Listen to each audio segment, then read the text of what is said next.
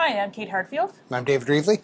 And we are writers for the Ottawa Citizen, and here's what we've been watching in the local election campaign this week. Obviously, Ottawa is a public service town, so when the Prime Minister mused the other day on the CBC about considering banning the Niqab in the public service, obviously the first question a lot of people in Ottawa asked was whether this was even a thing. Do people in Ottawa wear the Niqab in the public service? And the answer seems to be no. The answer does seem to be no. According to the big public service unions, they have no members anywhere in the country who wear niqabs, wear face coverings while on the job, and if they don't wear them on the job, they probably don't wear them off the job either.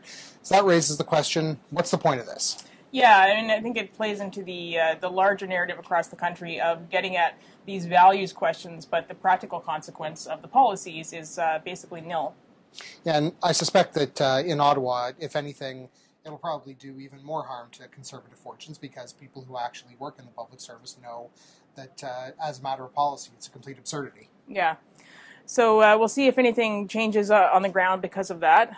Speaking of what's on the ground, this week we had a Main Street poll of some ridings come out in Ottawa, and the sample sizes were around 600 or so per riding. And they suggested a few surprising things and a few things that weren't that big a surprise. What was surprising to you? Well, the biggest surprise to me is that apparently the riding of Pontiac is closer than we might have expected. North of the Ottawa River, mainly northwest of Gatineau. That's been held by a New Democrat, Mathieu Ravignas, since the last election. He was part of the Orange Wave.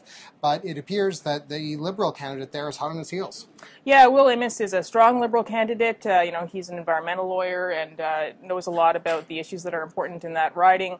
But it is surprising to see the Liberals and the NDP so close there. In Ottawa West Nepean, the Liberals seem to be way out ahead, and that's a riding that people thought was going to be more neck and neck. So that's a little bit surprising as well. In Nepean, on the other hand, they are neck and neck according to the poll, and that's pretty much where people thought. Yeah, and although to my judgment, the Liberal there is doing a little better than I would have expected. Chandra Aria is up against Andy Wang, who used to work for Pierre Poilievre as a constituency assistant.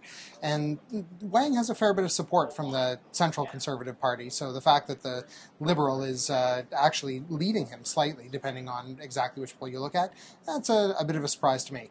Yeah. We'll have to see whether strategic voting ends up playing a big role in some of those ridings. Yeah, and it's especially because that area, too, obviously has gone conservative Many before. years. So, yeah, and of course the other close riding is Kanata-Carleton, which people have been saying was going to be close. A lot will depend on what happens in the next week. We'll be watching.